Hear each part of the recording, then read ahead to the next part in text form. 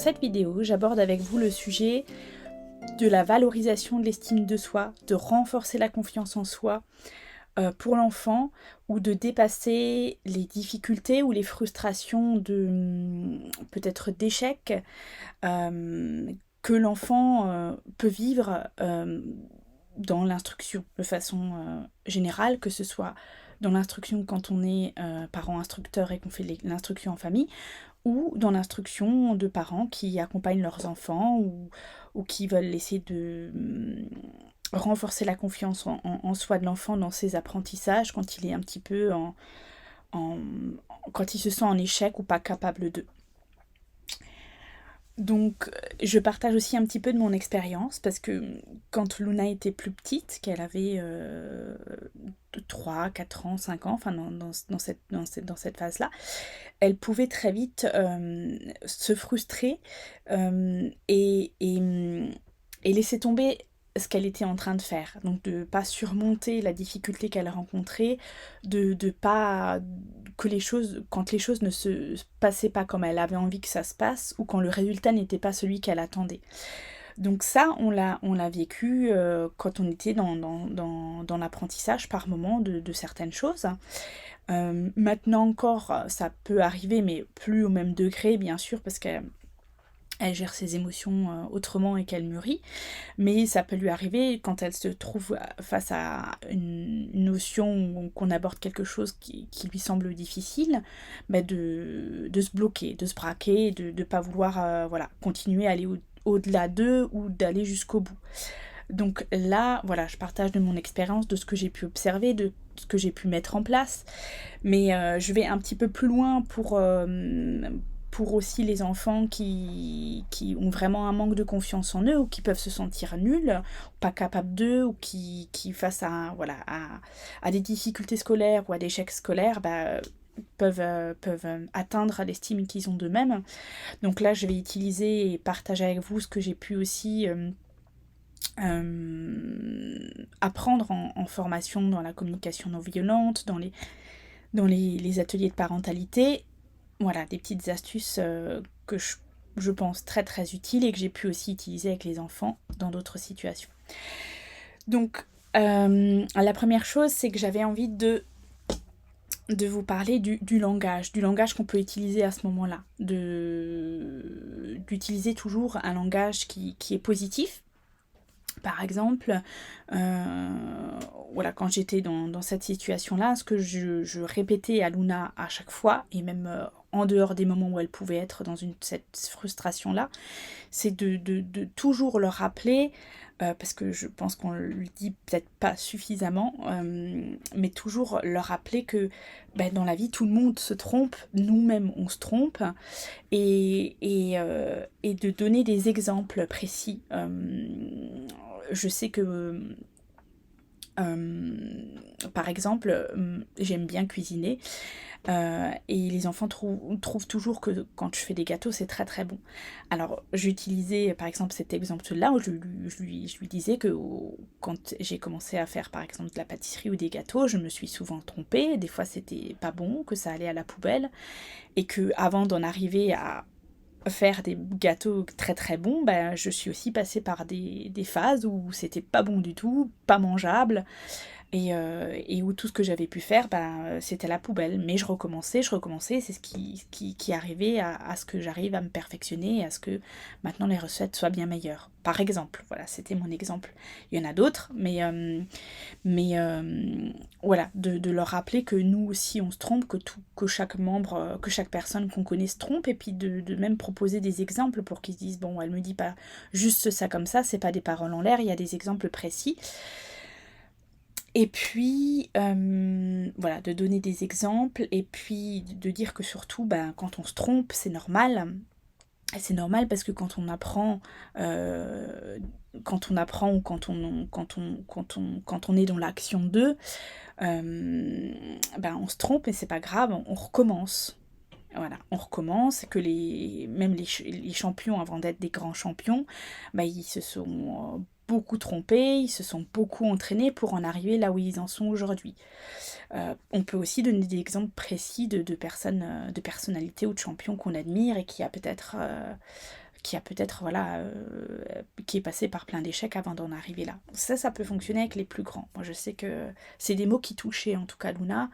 Et, et puis voilà, c'était pas des paroles en l'air, il y avait des exemples concrets. Leur dire que c'est pas grave non plus de se tromper, mais ça, pour eux, ça peut être grave. Donc c'est des paroles qu'on peut dire, mais enfin moi, de mon expérience, c'est pas des mots qui étaient suffisants, en tout cas. Parce que pour eux, à ce moment-là, bah, c'est grave, hein. Quand ils sont dans une frustration, dans une émotion forte, ou quand ils se sentent découragés, qu'ils laissent tomber, bah, pour eux, à ce moment-là, c'est grave. Donc c'est pas suffisant d'employer juste le c'est pas grave. Enfin, c'est mon retour d'expérience. Après, ce que j'ai aussi pu observer avec ma fille notamment, c'était de pouvoir lui laisser le temps de réfléchir, le temps d'agir, le temps de se tromper, le temps de réessayer. Des fois, face à une difficulté, on a envie, voilà, d'être tout de suite présent, de rassurer ou de trouver les mots ou de tempérer. Et quand on voit que, voilà, parfois être en retrait, en fait, ça peut être aussi suffisant parce qu'à trop vouloir aller sortir de cette situation-là, parfois on les laisse pas agir et puis ils gèrent ça très bien. Donc ça, j'ai pu l'observer quand ma fille était un peu plus grande et que peut-être on avait utilisé, voilà, certaines choses auparavant.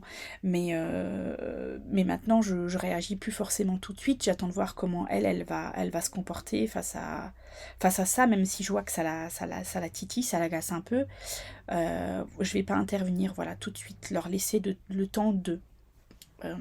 C'est aussi des fois, voilà, une bonne chose.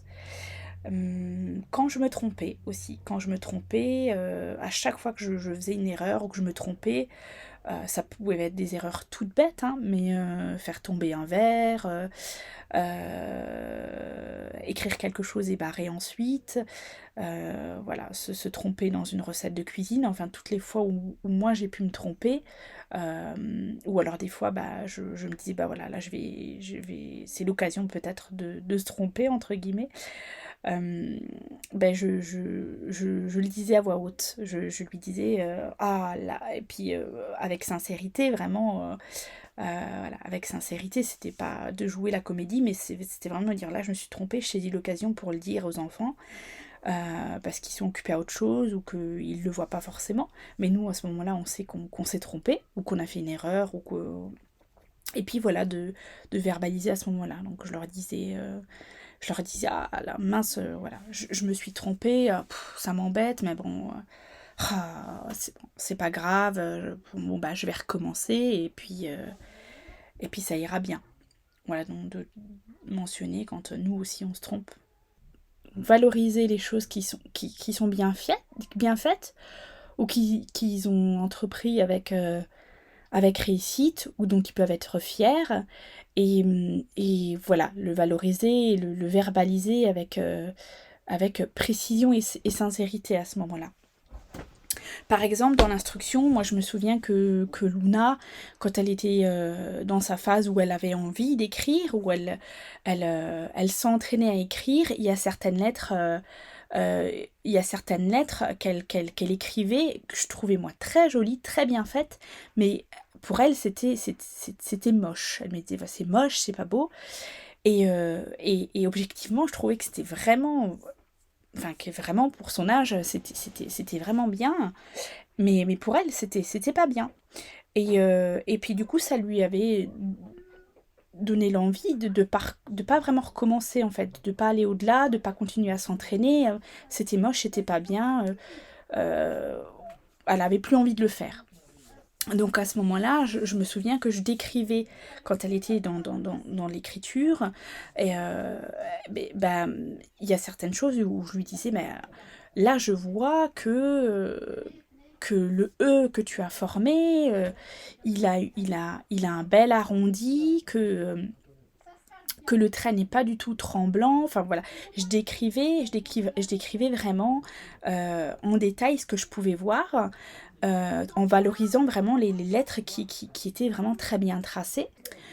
Donc c'est des choses que je lui disais pas juste une fois, vraiment je saisissais les occasions au quotidien, Alors sans que ce soit trop, sans en faire trop, sans exagérer, sans que ce soit tout le temps.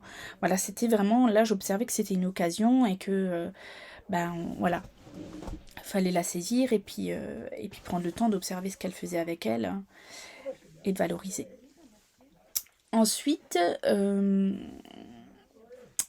là, maintenant dans cette phase où Luna est plus grande, ce que je fais, c'est que j'observe, j'essaye d'identifier, d'analyser ce qui peut bloquer, ce qui peut la décourager.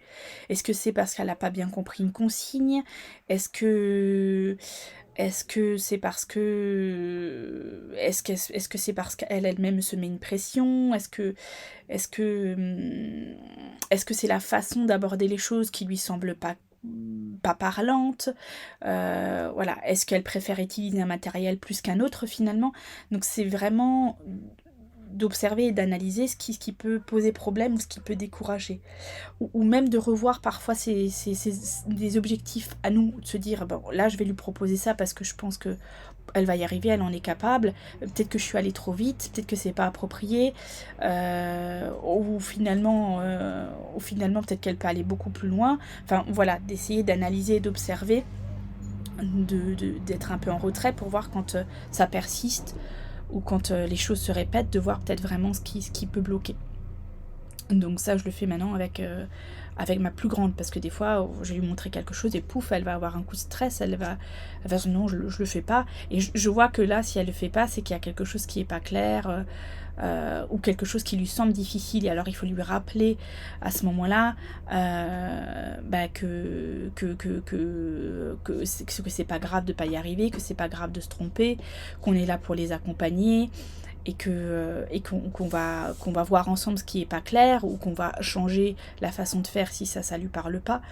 Voilà, maintenant elle est plus grande, donc on peut avoir des discussions un peu plus adultes ou plus profondes, mais elle peut se sentir en confiance et être très confiante et très fière d'elle un jour, et puis le lendemain, il suffit d'un petit truc qui peut lui sembler difficile pour pouf, ça retombe. Et j'ai l'impression que voilà, les enfants, quel que soit l'enfant, ils peuvent être confiants. Nous aussi, hein, on peut être confiant sur quelque chose, mais pouf, d'un instant à un autre ou d'un jour à un autre, on peut plus se sentir si confiant que ça. Donc observer et analyser et adapter à ce moment-là adapter la communication ou le matériel, ou voilà, ce qui peut bloquer. Je voulais aussi aborder avec vous ce qui peut-être me semble bon à ne pas faire. Donc là, je vais parler beaucoup de la communication plutôt bienveillante, et ce que j'ai pu observer, ou ce que m'ont apporté les formations aussi Montessori là-dessus. Donc à ne pas faire, ce serait d'utiliser le non. Non, c'est pas ça, non, tu t'es trompé, voilà, le non, ça braque, ça peut braquer, ça peut renfermer l'enfant sur lui-même à ce moment-là, parce qu'il dit non, c'est pas ça, non, j'y arrive pas, ou non, je suis nulle, ça peut renforcer le fait de se sentir nul peut-être. Et plutôt de décrire en fait ce qu'on voit. Par exemple, dire, tu vois, moi je vois, ou regarde, on va vérifier ensemble. Toi tu vois 4 jetons, moi je vois 3 jetons. Regarde, ensemble on vérifie, t'es d'accord? Voilà, de plutôt de décrire ce qu'on voit, ou de dire moi je vois, ou viens on vérifie ensemble, regarde, ou d'avoir aussi peut-être des fiches autocorrectifs. Le fait d'avoir un matériel autocorrectif, c'est génial, parce que c'est pas nous qui allons dire à l'enfant ou le rendre attentif sur ce qui n'est pas juste, entre guillemets, mais c'est d'avoir un support où lui-même il va observer que c'est pas pareil, qu'il y a quelque chose à changer, à modifier, puis il va le changer. Voilà, sans forcément se dire qu'il est nul, qu'il a mal fait les choses, qu'il a pas réussi. On observe qu'il y a quelque chose qui n'est pas pareil et on le modifie. Et c'est le langage qu'on peut aussi utiliser à ce moment-là. Voilà. Écoute, regarde, est-ce que c'est pareil ou est-ce que c'est pas pareil? Qu'est-ce que tu peux changer? Est-ce que tu es d'accord avec ça? Voilà, de verbaliser aussi quand les enfants sont un peu plus grands. Donc d'utiliser vraiment un langage positif qui décrit les choses ou qui invite à observer l'enfant les choses par lui-même, pour qu'il se dise ah oui, en fait c'est ça là, c'est ça la bonne réponse entre guillemets, et je suis pas nulle quoi. À éviter aussi, donc, c'est de comparer peut-être de dire, bah tu vois, ton frère il a réussi, toi aussi tu peux réussir, ou tu vois, quand j'étais petite,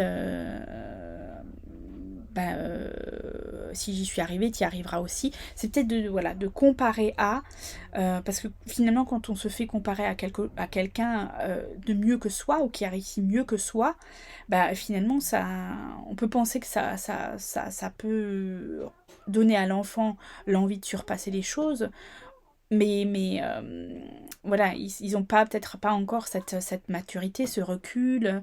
Ça pousse peut-être plutôt l'autre.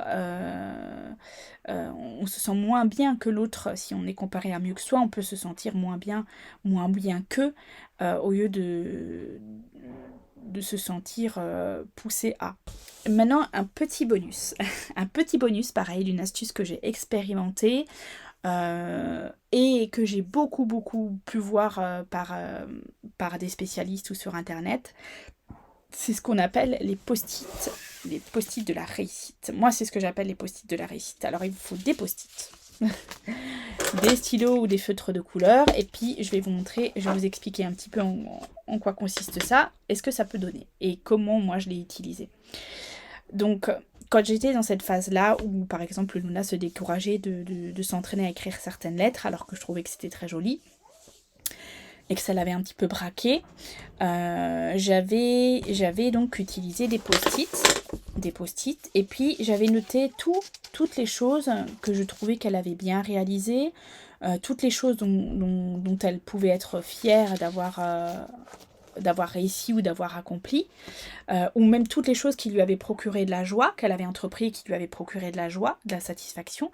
J'avais noté tout ça, voilà, une chose sur un post-it. Et on avait recouvert la chambre de post-it multicolores, la porte de la chambre de post-it multicolores, de tout un tas de choses qu'elle avait bien faites. Même quand elle commençait à s'entraîner à écrire des lettres et qu'elle trouvait pas ça très joli, moi, je découpais la lettre qu'elle avait écrite et j'écrivais en dessous ce que je trouvais bien fait.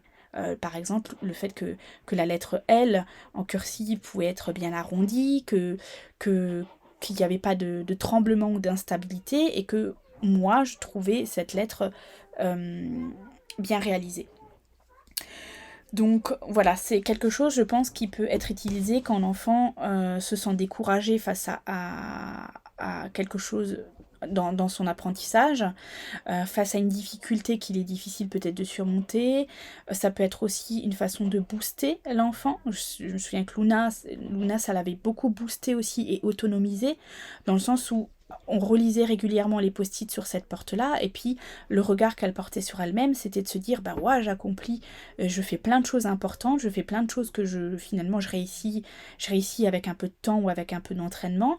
J'ai envie d'aller plus loin, j'ai envie de continuer, de rajouter encore plus de post-it sur cette porte de chambre.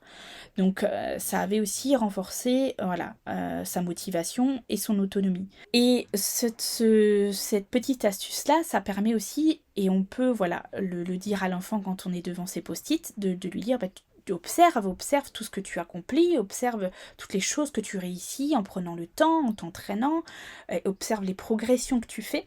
Donc voilà, moi j'aime beaucoup, et ça me tient à cœur de partager cette astuce-là, parce que l'enfant, en fait, devant sa porte remplie de post-it, il peut que voir, c'est plus nos paroles, c'est plus ce qu'on dit, c'est là il voit ce que lui il a pu faire de bien, de ce qu'il a pu réussir, ce qui peut le rendre fier d'eux.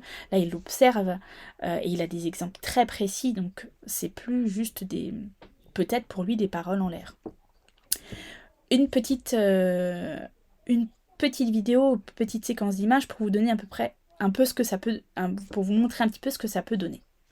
si vous avez aimé le contenu et puis si ce que je vous dis peut vous paraître utile et intéressant, partagez cette vidéo parce que ça peut aider beaucoup d'enfants, que ce soit des enfants qui sont en instruction en famille, que ce soit des enfants qui sont scolarisés, qui perdent confiance en eux parce qu'il y a voilà, des difficultés scolaires par exemple. Voilà, j'ai envie que ça puisse servir là vraiment à tous les enfants et à tous les parents d'avoir des choses euh, à utiliser, à mettre en place faciles et donc partagez cette vidéo.